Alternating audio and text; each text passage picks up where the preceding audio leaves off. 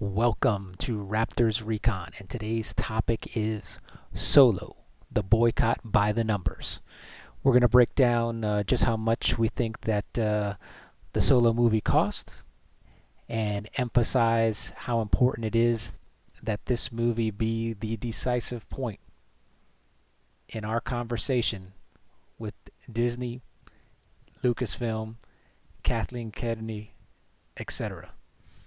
This hopefully will drive the point home as to whether or not you're either for it or against it, and what target numbers we should be looking for as to whether or not this is actually going to send a message. So I hope you enjoy, and here we go. Okay, so I'm going to start off by reading an article to you from The Observer. It's called "How Much is Solo a Star Wars Story Going to Make, and How Much Does It Need to Make?" by Brandon Katz. Okay, so it starts out, it says, "How much money is Disney and Lucasfilm's Solo, a Star Wars story, set to make over its opening weekend later this month? And how much money does the film need to earn to be considered a success?" According to Deadline, the young Han Solo prequel anthology film, which has spent the better part of its young existence dividing fans left and right due to its highly publicized production troubles, is on track for an opening weekend of $160 million to $170 million. Now is the part where I point out that tracking data is notoriously fickle, but it's all we have to go on at this time. For comparison, the two biggest openings of 2018 so far have been Avengers: Infinity War, $258 million, and Black Panther, $202 million. In 2017, the top three were Star Wars: The Last Jedi, $220 million, Beauty and the Beast, $174 million, and Guardians of the Galaxy Volume 2, $146 million. All of those films are under the Disney banner, bringing us one step closer to 1984. So is this considered a good or bad opening? Without accounting for inflation or 3D, it would be the second biggest Memorial Day weekend launch ever, according to Forbes. Rogue One, which opened to $155 million in 2016, carried a gross budget of $265 million, which seems to be an appropriate comparison for Solo, given all of the massive reshoots and production issues it endured. While that first anthology from Lucasfilm went on to earn more than $1 billion worldwide to solidify itself as the second biggest grosser of the year, Solo may not follow a similar path. Unlike Rogue One, Solo's promotional material has been met with mixed reactions by fans, and enthusiasm is noticeably cooler than for any other recent Star Wars launch. Additionally, Solo is just one of many blockbusters dropping in the coming months, sandwiched into a summer that also includes Infinity War, Deadpool 2, The Incredibles 2, Jurassic World: Fallen Kingdom, and other big-name tentpoles. Solo may struggle to carve out as big of a niche as the studio is hoping it will. Alright, so this article is kind of already making excuses, but we'll roll with it, because that part's not important so much. Anyway, it goes on to say, "But if Solo can manage to mount a domestic campaign between $350 million and $400 million, it should be just fine overall." Ironically, Disney and Lucasfilm are probably less concerned with the financial fate of Solo than any of their other adventures in a galaxy far, far away recently. Given all of the behind-the-scenes turmoil and audience skepticism, if director Ron Howard, who replaced original filmmakers Phil Lord and Chris Miller, can deliver a crowd-pleasing space western action heist, the face-saving of the Star Wars brand will be just as valuable as the box office revenue in the long term. Personally, if the movie does fail to connect, I don't think it will be the fault of star Alden Ehrenreich, who has been the subject of considerable speculation as he stepped into the beloved role made famous by Harrison Ford. Solo, a Star Wars story, hits theaters on May 25th. Okay, so let's break this down. So the article basically compares the reshoots for Solo to the reshoots for Rogue One. Alright, so now I think that's kind of giving Solo the benefit of the doubt, because the estimates that I saw for Rogue One were about 40%. So if Rogue One basically knocked out their reshoots for about 40% of their reshoots to the tune of 265 million, then you could only imagine that it's going to be more significant for Solo, since the estimates for Solo is 80% plus. All right, so I'm going to use 80%. I'm going to use the numbers of 265 million here as our baseline. So I'm going to go ahead right now and bring up our formula so we can take a look and see how this all works out. All right, so we're using 265 million as the baseline. I'm using x plus 0.8x for 80% of x to determine how much the movie cost on its own. All right, and there's a reason for that. So if we use that, x, or the original cost of the movie, it turns out to be about approximately 150 million to create.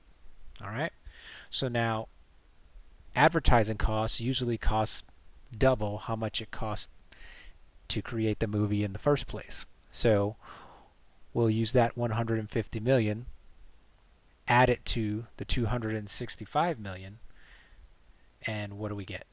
So we get 415 million. Okay, so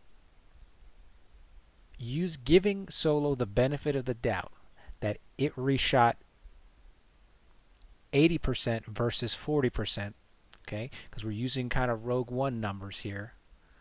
So realize that that means that it probably cost more. So this number is probably a little bit low. And using the assumptions for advertising cost, etc., the magic number is 415 million. Okay?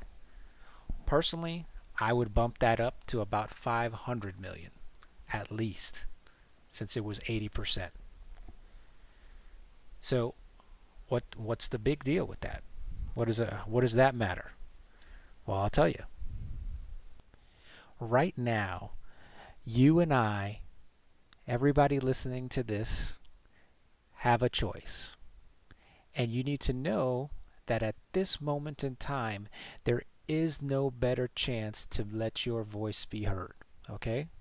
If you like the direction of Solo, of Star Wars, go see it. All right, that sends a message. Or if you don't care about what's going on and the attacks on the fans, the continual attacks, it doesn't end. It keeps continuing. And the way that they treat the original trilogy characters and trashing them and doing all kinds of weird nonsense with them, adding sexuality to a kids movie, now granted there's adult themes and different things like that, but this is something we enjoyed as kids growing up. And for those of you who have kids, do you really want to sit there and have to discuss that with your 5-year-old? Probably not. Some of you would. I do know some people who do. Anyway, if you like all of that, by all means, go see the movie. But if you don't like all that, do not kid yourself and tell yourself, oh, I can wait for episode 9. If you wait for episode 9 to try and send a message, it will be too late. And the numbers don't support it.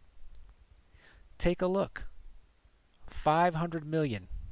Okay, I have 415 up there, but I'm thinking 500 million is probably the magic number to break even. Okay? So if we use that, and this movie only pumps out, let's say they turn out to be about 650 million to 700 million. All right?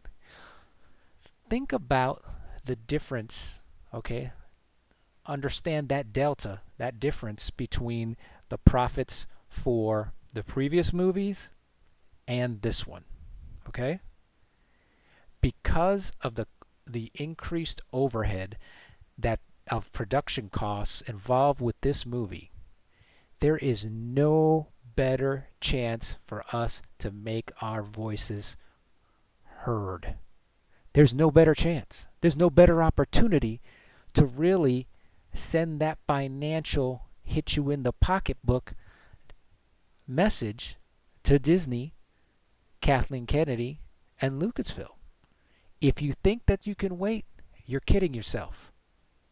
There's no better opportunity. The numbers don't support it. If I go in and I can make this movie, if I can make a Star Wars movie, and the total cost is 300 million, and I pull in 1 point whatever billion, think about how much profit that is. That's sick. It's awesome. I mean, it's great. We want that to be the case for Star Wars because we want to have a good Star Wars movie. All right? So that's what we're probably looking at. Now, let's say some people don't watch it. It's still going to make a lot of money because the operating cost. This is just a law of, look, this is basic capitalism, all right? You either increase profits or you lower costs.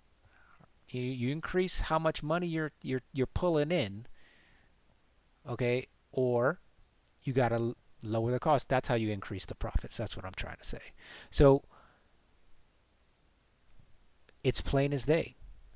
You have a situation where Disney and Lucasfilm is in a situation where their operating costs are high. So it's not going to take much for us to send that message home. So I urge you, I implore you, okay? There is no, but if you don't like the way this nonsense is going, if you don't like the way that the original trilogy characters have been treated, don't go see it. Fight the urge. Let it do 120, 130 million and let them tout that and let it sit around there and maybe make another, take that loss of about 50% and drop down to about 70 million the next weekend, and another hit about 50%, make about 30 million. All right, you counting those numbers and you see how close they are to that 500 million, right? You can send that message home here. Now, granted, you're going to get overseas profits. They're going to make money, okay? But there is no better time to hit them in the pocketbooks to let them know that, A, we want good Star Wars. We're not saying if you boycott this movie or you choose not to see it, you can say that. I choose not to see Solo this time. You're not saying you don't want to see Star Wars anymore. I don't think that's what anybody's really saying, okay? We just want to see good Star Wars. We want to see good Star Wars like we remember as kids growing up, okay? We want to see something that George Lucas would be proud of, because I don't think he'd be proud of what's coming out, at least with the last film, especially. And B, let's see, are you happy with the way that they are taking advantage of race baiting and sexism? I mean, they are basically throwing out all these isms to try and show how great they are. In the process, they're crapping on George Lucas because the implication, and not even the implication, they even came out and said it, was that the previous administration were too white, or they were too this, or they didn't have that. But if you actually take an honest look at all the original movies, there was a lot of inclusivity in them. Okay? So, if you don't like the fact that they're calling Lucas a racist and a sexist, don't go see Solo. Okay? If you don't, okay, so let's get behind that. What about how they treat the fans? Telling people that their theories are stupid, telling people that they don't know what they're talking about. If they don't like the movie, they're sexist. If they don't like the movie for valid reasons, they're racist. They're thatist and thatist. No, okay? We are not. We just want quality Star Wars. So don't try and twist it and call us names turn it into a name-calling fest when we are bringing legitimate concerns and completely ignoring that, ignoring the concerns. So many folks out there have had, other YouTube channels, excellent, comparisons here, like the restaurant comparisons and this, that, and the other. It doesn't make sense. We are the customer. Okay? The customer's always right. And there is no better time. This is the decisive point, just like a decisive point in a battle. Okay? There are points in the battle where if you take advantage and you seize the initiative, it changes the outcome the whole entire way. This is that point with Star Wars. This is the point that we have been waiting for with fans, okay? And if you are fed up with what's going on, don't go see it. Don't make an excuse for yourself. Oh, well, I need to do this or I need to do that. If you feel like you have to, let's say you want to write a review on it or whatever reason, you want to give it the benefit of the doubt, meet halfway and just don't go on opening weekend. All right, because those opening weekend box office, they're going to try and tout that, even though it's 4 days, so they got the benefit of 4 days for the weekend. Don't go. Wait a week. All right, give them a little bit of the benefit of the doubt, but still feel like you sent your message home. Do that. But I'm telling you, the best course, if you don't like the dish that you're being served, if you don't like the fact that your concerns are ignored and then they call you names, if you don't like how they're exploiting race, exploiting gender, exploiting, sexuality, which has no business in Star Wars. Sorry. I don't want to see Star Wars porn when I get up there. I don't want to see that. Okay? I want to see a good wholesome film about good versus evil. Okay? The other stuff doesn't matter to me. It's not important. That's not what I go to see Star Wars. But they've taken the Star Wars out of Star Wars and then injected all this other nonsense. So if you don't like that, but you really want to see the movie, wait a week. But I'm telling you, look at Rotten Tomatoes, okay? The gloves are off. Look at those reviews. Okay, those are bad reviews, especially considering what we're hearing from, as compared to the Last Jedi. I mean, that was a big U-turn right there. Because if you look at the critically acclaimed, what is it, in the 60s now, like 61% or something like that. If you include all of them, it's like 71. And then the desire to actually see the movies is in the 40s right now. Stay strong. Fight the power. Don't go see it. Fight your urge. Don't get your fix. Ignore Star Wars for this one. Take this one for the team. Now, here's why I say it's too late if you wait till episode 9. Okay? The numbers support the strength of the message here. And if you send the message here, maybe because they're ramping up production, maybe the message is delivered soon enough to help influence J.J. Abrams' production in episode 9. That's my hope. Because do I want Star Wars to fail? No, but if it has to fail to resurrect into something better, I'm all for it.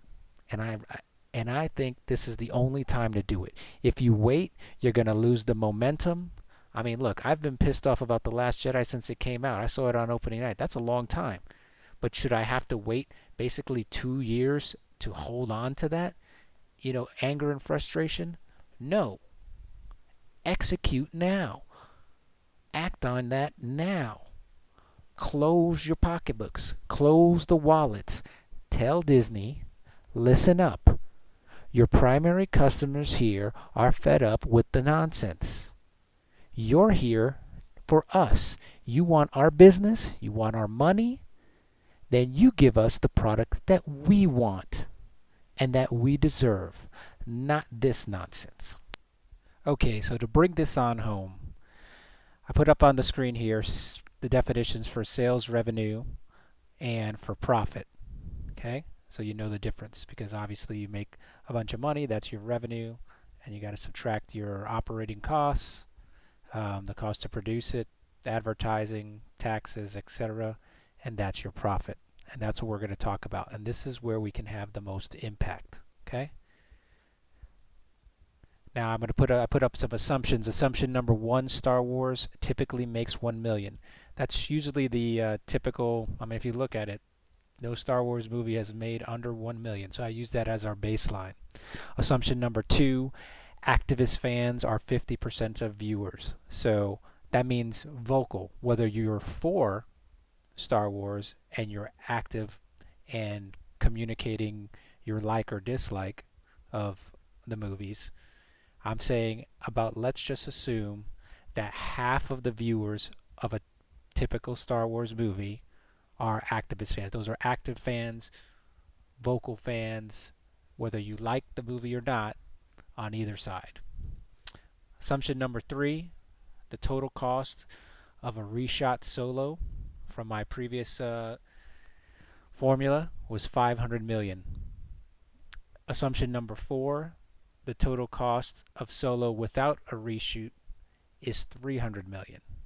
And then fact, the Rotten Tomatoes want to see score is 40%. Now I'm going to take that fact there, and what I do is I say, okay, if 50% of my viewers are activist fans, vocal fans, I'm going to make the assumption that the Rotten Tomatoes score of want to see of 40% is representative of that 50%.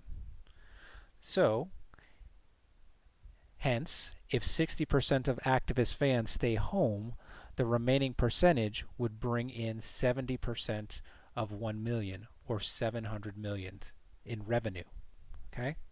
You take 700 million in revenue and you subtract 500 million in costs, that equals 200 million in profit with reshoots. Now let's say that Lucas, this is just for comparison, if Lucasfilm did not reshoot the movie and we had the same kind of response that we're having now, it'd be 700 million minus 300 million, which is about 400 million in profit. So the reason I put that in there is just to compare the impact of making your decision now on whether to send your message to Lucasfilm and Disney now versus trying to wait for episode 9. Episode 9 would have a little bit of different numbers because it's part of the trilogy, so that's expected to perform at a higher, it should have a little bit more strength in that numbers. But as you can see, you basically, if you send your message now, you have twice the impact on their profits than waiting till episode 9 or some other movie to make your stand. And that's why I put that as a comparison. Alright, so going on to the next one here. Now we're going to bring it home, right? We used Rogue One as our example because Rogue One, an offshoot movie, okay, it's not part of the trilogy, so we wanted to make sure the numbers all are similar, okay? So take a look. Rogue One, it cost 265 million. We already talked about that previously. Rogue One made over $1 million. That's the exact number there. You subtract that, Rogue One's profit, 791 million. It's a lot of money. And good on it. I enjoyed Rogue One. Solo projected profit, like we said, if those who said they would not see the movie stand firm on that and don't go and see the movie. If they're really not interested and they take that stand, if you guys take the stand, the profit would be 200 million. Now look at the difference. Look at that delta between the two. $591 million of potential profit loss for Disney. Now you're going to tell me that that's not a message being sent? That we don't have power to make an influence? I'm telling you right now, we're Luke Skywalker in our X-Wing. We're flying down the trench of the Death Star right now. The Death Star is Disney, and Kathleen Kennedy is on there. Okay? And she's looking up and she's like, and they're warning her. They're like, "Hey, the warning signs are here. We see that there is a flaw in our plans. There actually might be something here to this rebel attack." And she just like Tarkin looks and says, "Leave now? I'm gonna stop what I'm doing? You mean in our moment of triumph?" And she looks incredulously at everybody and like, "You must be crazy. We're gonna roll. We're gonna roll all over the fans here." And here we go, all of us flying down the trench. We're getting hit. We're getting criticism. We're getting called names. We're getting taken to task. We've lost Biggs. He's out of there. We've lost everything. Okay? And it's us there by ourselves. Okay? And it looks like there's no hope. But then, seemingly as a gift, Han Solo in the Millennium Falcon appears. Biggs is blown up. Wedge is gone. He can't do anything anymore. Han Solo appears in the form of, they had to do 80% of reshoots. It's a gift to us. They just took out Vader. They just took out his wingman. We're all clear. It's all clear. We're all clear, kid. You're all good. Take the shot. Take it. That's where we are, guys and gals. We have been given the all clear. The numbers speak for themselves. This is the time to send the message to Disney and LucasArts. This is where we fire our torpedoes down the shaft and blow up the Death Star. Okay? This is where the Empire sees its first defeat. And unless it changes its ways, that will repeat itself in episode 9. But that's where we are. I mean, look at it. It can't be any closer to that comparison. We're here. It's historic. This is the moment. But you got to grab it. You got to grab it like you want it. You got to take it.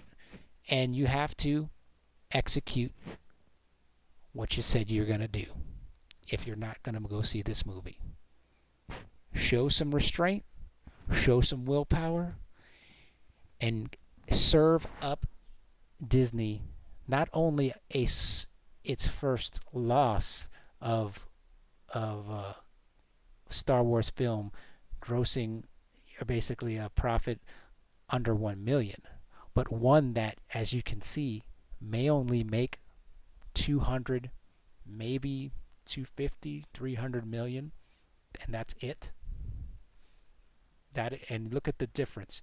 You're going to tell me that the shareholders and the folks at Disney writ large are going to look at that and see a potential profit loss of 591 million or more and just slough that off and say, "Oh, that's nothing. Whatever, keep doing what you're doing." No, they're going to pull Kathleen Kennedy and all of the folks at Lucasfilm in and say, "Guys, we need to have a talk." So I urge you, I implore you, if you love Star Wars and you want Star Wars to get better, make it so. Make it happen. It's all on us. If we can't show the resolve and we can't show that we're willing to sacrifice for a better Star Wars, that we're actually willing to put our money where our mouth is, then you know what? We deserve what we get on the backside. Because just like Geeks and Gamers said, you got one or two choices. You either go see it, you support it, and that message that people are going to support this no matter what goes through loud and clear. This Star Wars will go even worse off the deep end than it is right now. Or you pledge, like I do, to take a stand and make that stand now. Anyway, I hope you enjoyed this video. Please share this one. Like it, share it.